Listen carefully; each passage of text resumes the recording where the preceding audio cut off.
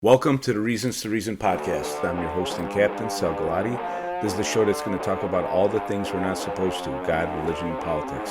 So strap in, prepare to get offended, and maybe, just maybe, our nation can learn how to reason again. We were having so much fun, we broke it up into two parts, but I think it's a good break. And we ended the last one kind of talking about morality. Where does morality come from? Difference between God and religion. And actually, this is the area where Ilya and I don't see eye to eye the most. But like I've always kind of say to people, like, this is the fundamental issue that all of our other real opinions on most things bear from. And we're told not to talk about these things, but that's what I think is idiotic. If we don't get clear on where we are on this item, we'll never understand where we are on downstream items, if that makes sense. I made the example of abortion.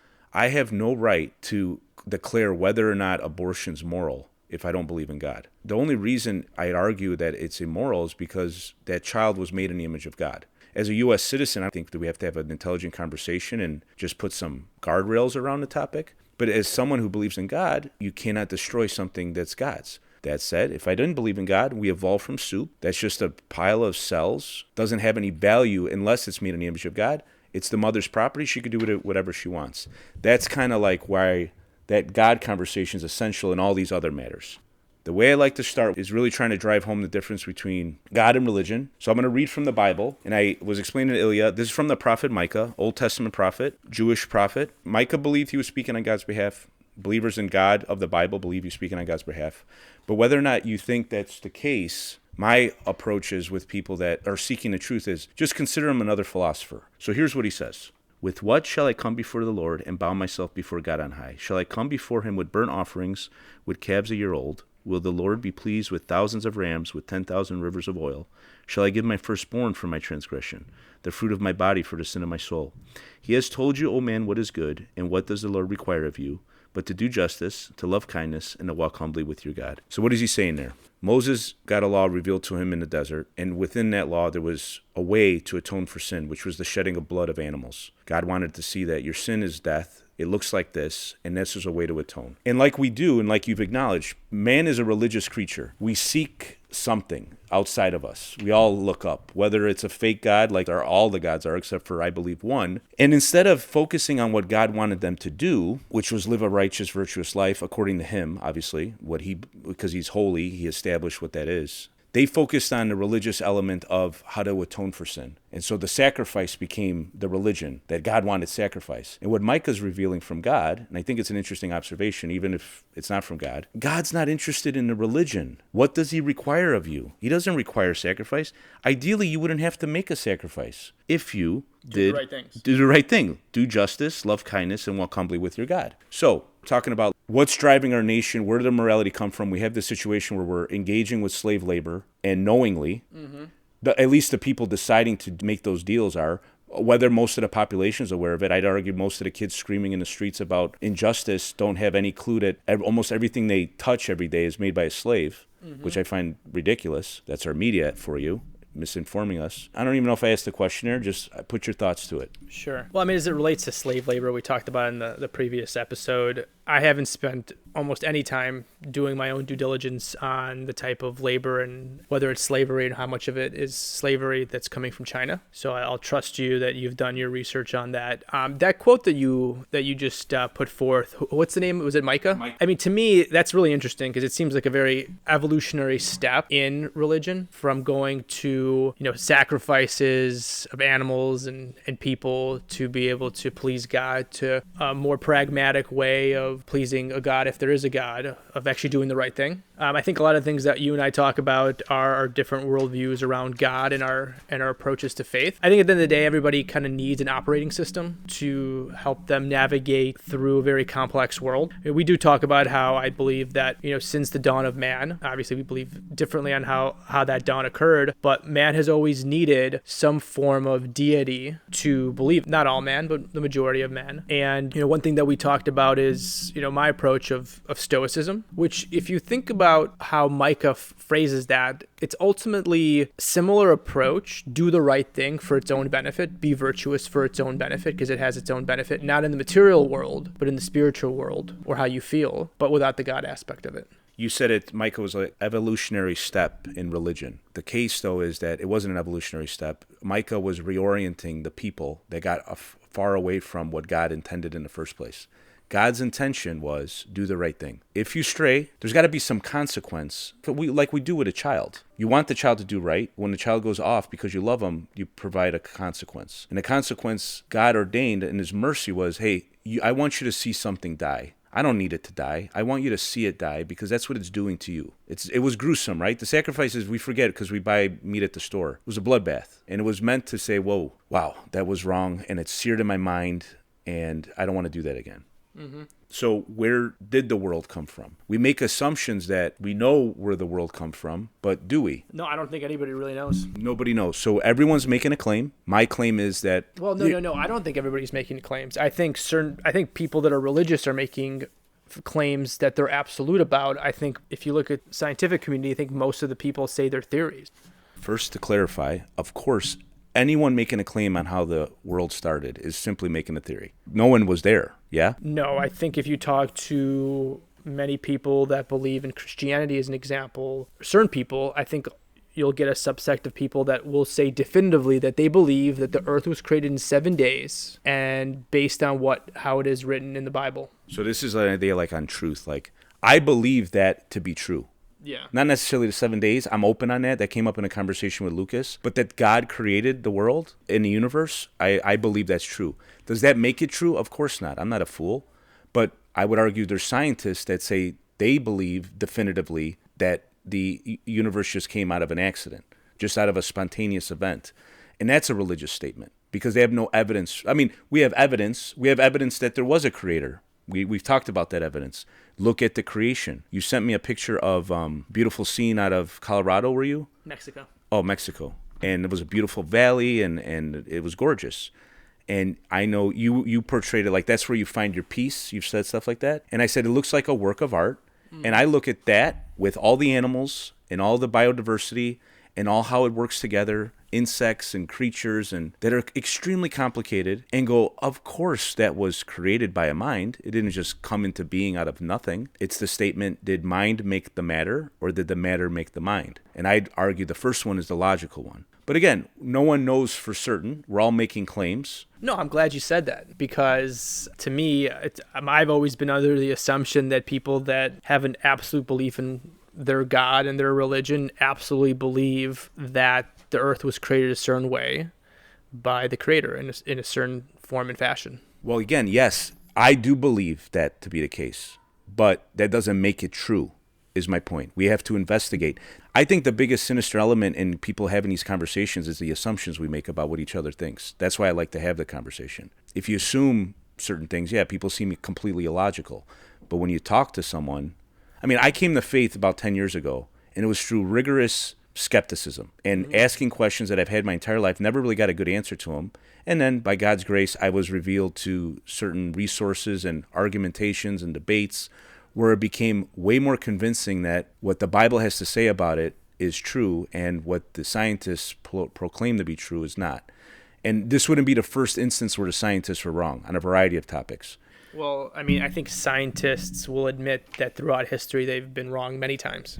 I'm glad they do. I think there's some scientists that say when you say this phrase, trust the science, I think that's a very loaded statement. I trust science. I don't necessarily trust every politician or every scientist. And I've made that analogy. It's a political cartoon I've created in my mind where the politicians handing money to the scientists behind their back and then saying, trust the science. If the science is funded by the politician, they're going to arrive at the conclusions that accomplishes their ends. No, that's fair. I mean, there's a lot of corruption and money flow. I mean, follow the money, and I guess you'll find the truth. This idea like that we all kind of seek a deity through history. And I made the point to you that your assumption is that we're wired through evolution to always look at something. And my argument is we're wired by our creator to seek him. You know, it's the underlying assumptions we make. And we're steeped in worldview. This is something I want you to understand. Like you went to the University of Chicago. We talked about it even on the globalism front. They sold you globalism as a certain way. I'd imagine none of the courses, they said a bedrock of this system is slave labor in China. That was not a topic of conversation. I can see why it wouldn't be. It doesn't mean it wasn't true. It just, that part of it, let's leave out.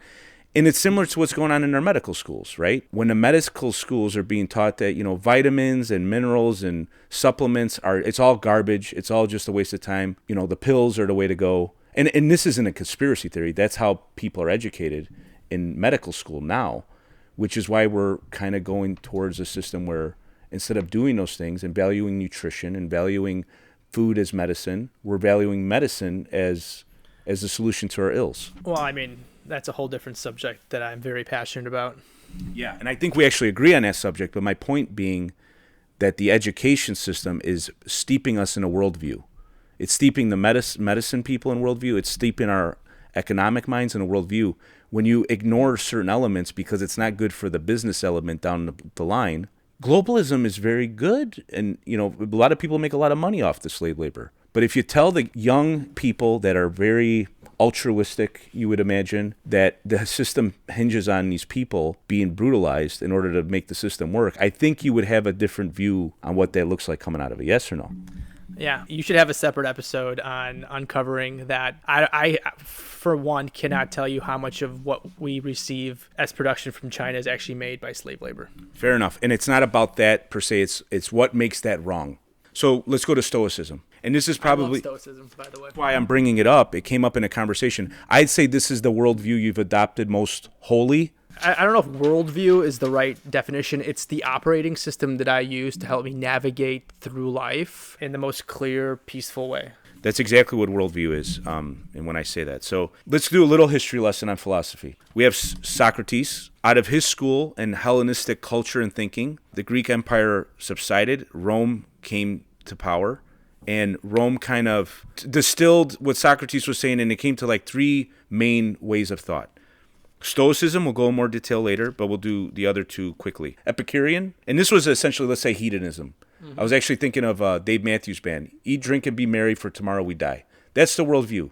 Yeah. Just enjoy leisure, sex, money, do whatever you want. Morality is very secondary. Just have a good time because we got a short bent here. Skepticism came out of it, and skepticism is the posture of being ignorant and not knowing anything, that we don't really know. So what's the point of even talking about it? And I think you're not saying it's not worth talking about, but I think a lot of people in our culture now is like, well, you can't know. Truth is relative. Stop wasting our time talking about it.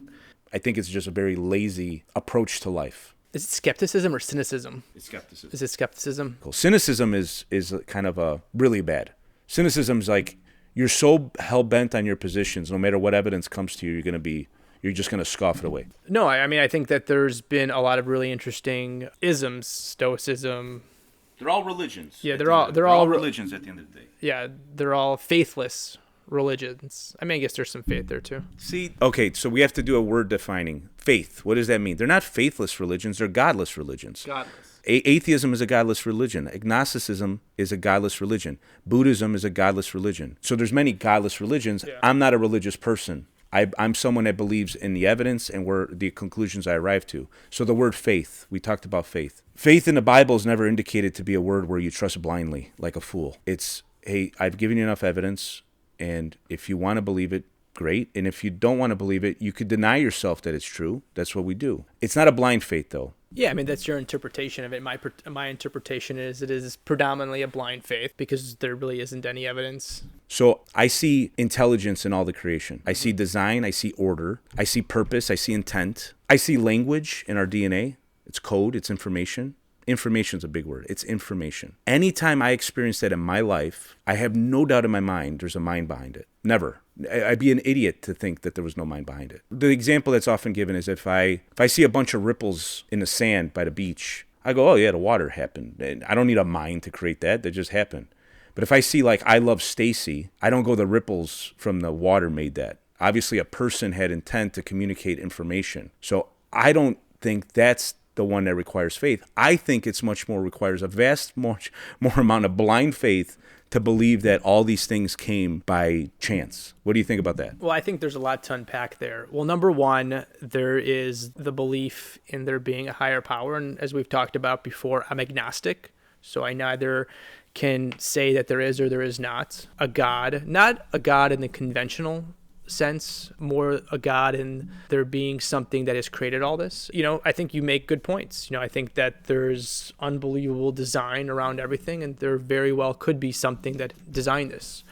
I talk about faith more in the sense of, which you would disagree with, a man-made God, the God of the Bible that many people subscribe to. I think that requires a tremendous amount of faith, a huge leap into believing something based on there being no evidence. Not just saying that there might be a creator that designed this, but saying that there's specifically a creator. I know who he is, or they are, and there's a book that has been created by them that outlines the rules and the history of it all. So, couple points of clarification. I agree that every God is man-made except for the God of the Bible. Okay, so let's just focus the conversation. Yeah, you're making I'll describe for listeners. You're making you're shrugging your shoulders. Yes, of course. But what I'm saying is that every single person in your shoes, there's thousands of religions out there, and people that truly believe each religion, every single one of them will say the same exact thing that you do. They will say that every other God out there is false besides my God. I challenged you earlier to consider that every other God, let's take the Abrahamic religions out of it, Islam, Judaism, Christianity. Every other God that's out there, there's a story on how it was created. Are you aware of that? But that is different than me saying that those people believe that story and believe that their God exists. Of course, they could believe that God exists. I think the only God that fits what we understand about the world and the creation is the God described in the Bible. Meaning, most importantly, that God is eternal. It wasn't created. Because whenever you have a created God, it begs the question, who created it? Even the idea of something being created points to a creator, always. So this is the thing about the God of the Bible. He's eternal. Nothing created him. Hard for us to wrap our head around, but let me take a step back. Aristotle argued that the universe was the eternal. And if the universe is the eternal, we don't need a creator. We kind of satisfied that problem. Universe is always here. I don't know how it got here, but we all came from the universe. So the universe is the eternal. Until science showed us that, no, we know that there was a beginning to time, space, and matter. The universe is not eternal. Aristotle understood something had to be eternal. Well, turns out the first lines of Genesis actually make sense. In the beginning was God. We have no explanation how he was created because he was not created. He was eternal. And then from there came the creation. I'm not making the argument. It logically fits. And you've made a statement, you don't see evidence for that. But you haven't considered the evidence in the sense of reading what the revelation in the Bible has to say. It's just a curious statement. No, I mean, I haven't read the Bible. That's fair. Should I read the Bible? Probably, because it is the most read book in history. But my thought is that the Bible, just like any other book, has been created by man. Fair enough. I'd argue the Bible is essential for us to read and understand because even in a secular sense, you can't understand what the founders were thinking and articulating if you don't understand what they learned. I mean, I think that's a very fair comment, and there is a tremendous amount of wisdom and knowledge throughout the years in that book. Fair enough. So now we're going to wrap it up talking about Stoicism. Mm-hmm. And then I have some analogies for you, metaphors for you to consider. Sure. So Stoicism, the rejection of pleasure as ultimate happiness. Wise men live with the nature. They only fear is not meeting his moral obligation. You agree with that summation? I mean, absolutely. And that summation I've tried to abide by. I mean, I've failed many times and will continue to fail. But I mean, I've gone through some pretty difficult times over the past 12 months. I got divorced. It was obviously a very difficult situation. And I try to abide by those parameters. But then also what it taught me was that in life, things will always go wrong. Things will happen to you that you hadn't planned for. And you just have to go through it as if it's just another thing in life, neither positive nor negative. And the Stoicism process has served me very well. Stoicism seems like a very noble pursuit. Mm-hmm. It's intellectually satisfying, except for the fact that it's completely unattainable given our nature. We could say we're pursuing these things, but then we're saying we're pursuing things like morality and virtuousness, but who defines what those are? If I define morality as expanding my empire, no matter how many lives I destroy, no matter how many people I enslave, is that fulfillment of the Stoic worldview? Who defines the morality? So here's the question, and I have asked this to you before. It's not really a morality question, so it's a worth, but we'll get to morality. If you have a child born deaf, dumb, without limbs, mm-hmm. and you have a Triple Crown thoroughbred racehorse, which one has more value? I don't like that question. Interesting. I'd hope you'd say the baby has more value. Any other worldview other than the baby was made in the image of God, that makes no sense. Darwinian evolution would say, no, the horse is worth more. The babies, you should probably destroy the baby. It has no value, no utility. So you get why I asked it? Yeah, I mean, I feel like you're putting a lot of words in my mouth. I don't like that question because it's loaded. The whole comment about that humans are made in the image of God doesn't make sense to me. Well, what about animals? Why are animals not made in the image of God? Why are they just there for decoration? They're there for us to enjoy. And again, if we can't answer this question, the whole thing, like we're trying to pursue virtue and morality, or Stoicism is, but we won't define what it is. We can't even come up with a determination on whether or not the baby's worth more or the horse is worth more. Here's the dilemma. I think I know in your heart, you know the baby's worth more, but you know that's completely illogical and incoherent with your worldview. And I'm not trying to put words in your mouth. You're not saying anything, so I'm just making guesses. No, you're putting words in my mouth.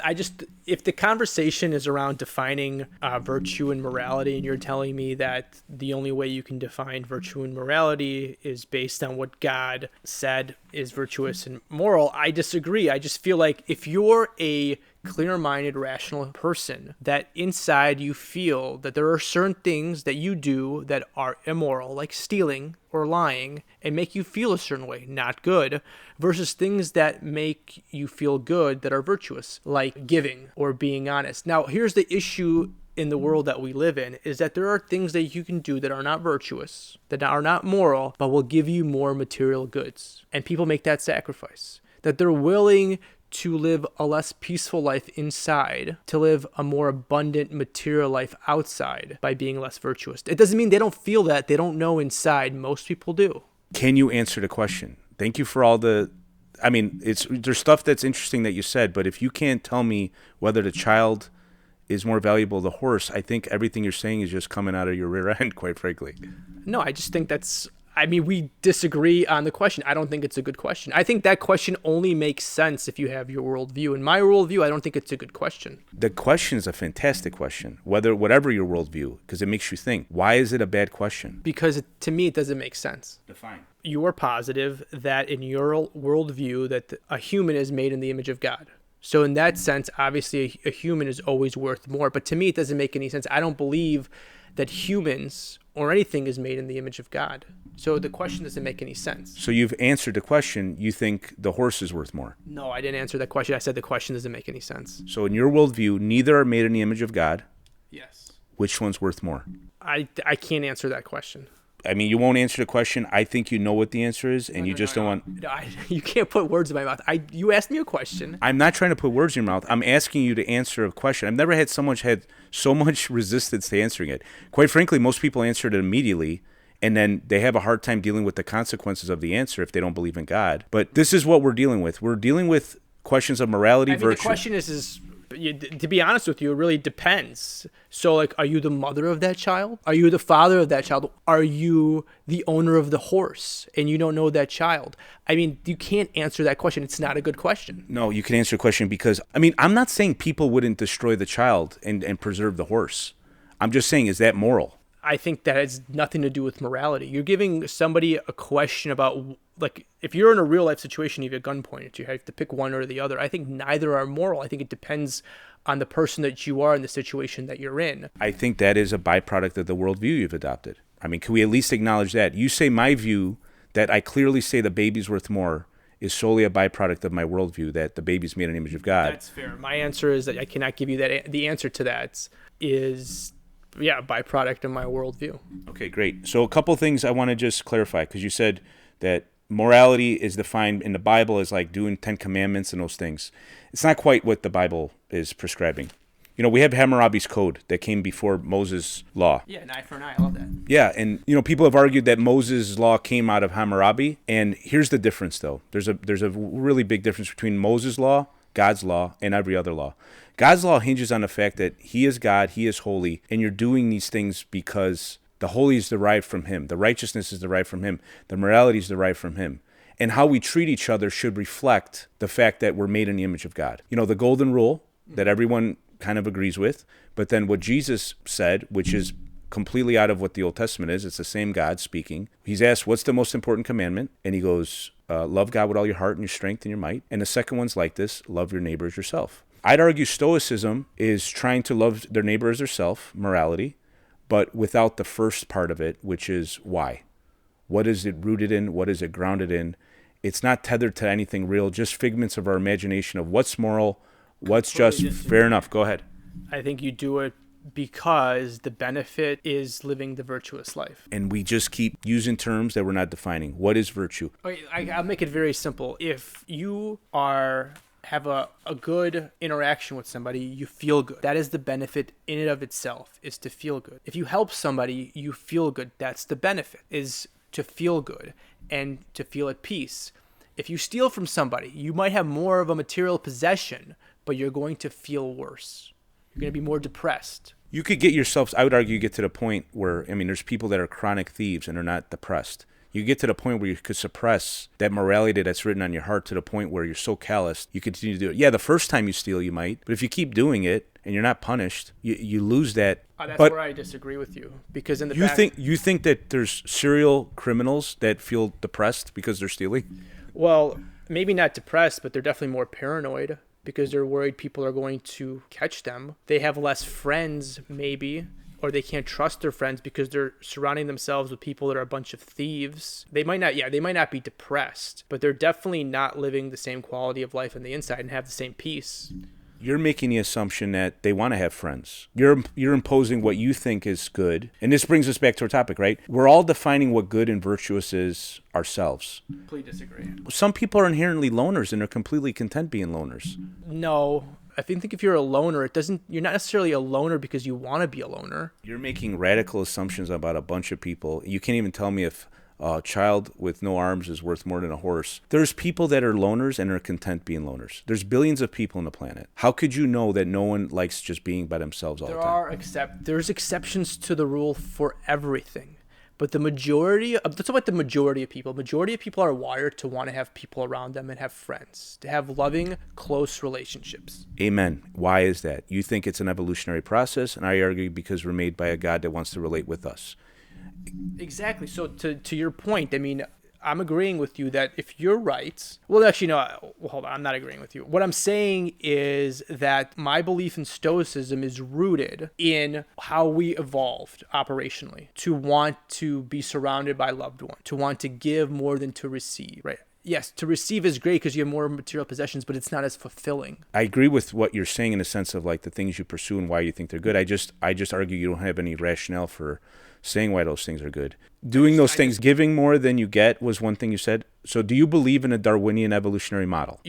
It's interesting. You've shown me some stuff, some evidence. I believe in the evolutionary theory exponentially more than I believe in the God-based theory, but that's not to say that there are not things in that theory that are false and people are still trying to find out more about. Yeah. So like inherently something wrong with the view that you have, in my opinion, of the pursuing these things. If we came out of the Darwinian model, they're not consistent and coherent with that worldview. Because the Darwinian model is based on a principle that the more powerful impose their will on others, pass on their genes. Their race, their breed, their species lives on, the other ones die off, which is antithetical to Stoicism. I think Stoicism is a very noble pursuit. I'm just saying, if it's not rooted in God, you don't even know what to pursue. I think that's a good kind of thought to put out there. I'll let you have the last word and we'll wrap it up. No, I disagree. I feel like I know what to pursue. Life is what you do while you're waiting to die at the end of the day. For me, I feel like I definitely know what to pursue, and I don't believe in God. And I'm comfortable with that. I think family is very important. My kids bring me a tremendous amount of joy. My friends bring me a tremendous amount of joy. My business brings me a tremendous amount of joy. My athletic pursuits and hobbies bring me a tremendous amount of joy. And my morning meditation brings me a tremendous amount of peace. I just want to point out this is all coming from the guy that couldn't tell me if the horse was more valuable than the baby or vice versa. You're stuck on that. I still don't know why you're stuck on that. You find that question to be a lot more insightful than I do. I find your inability to answer it to be the most insightful. I did answer. I think it depends. It depends on who is the person that has to make the decision. I actually said that. So which person in your analogy would it be the right thing to destroy the baby and preserve the horse? There's no right or wrong in this question. It's more about... It's not about right or wrong. We're talking about things of morality. It's not a morality. You can't... No. In this situation, there's not... I choose not to answer that question. So I allege that you didn't answer the question, and now you're telling me you didn't answer the question. So thanks for confirming what I said. Are we good? Did I put any words in your mouth? No, I answered the question. It depends. I think that'll step us into maybe another conversation one day if Ilya can withstand my torture. Thanks for joining us, Ilya. I hope you had a good time. Likewise. Thanks for having me. Thanks for joining us for another episode. I hope I got you thinking and out of your comfort zone. Believe me, the biggest fear your government has is a population that is thinking and talking to one another. So get out there, take a risk, start a conversation, make a friend, and reason with each other. Share the show with someone who you think needs to hear it. I wish you peace and love.